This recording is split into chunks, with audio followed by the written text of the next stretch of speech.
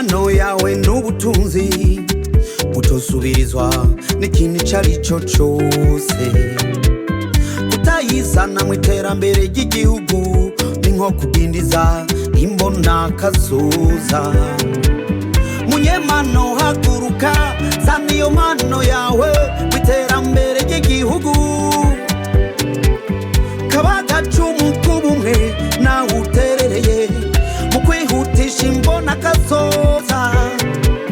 turi kumwe birashoboka kunza ubumwe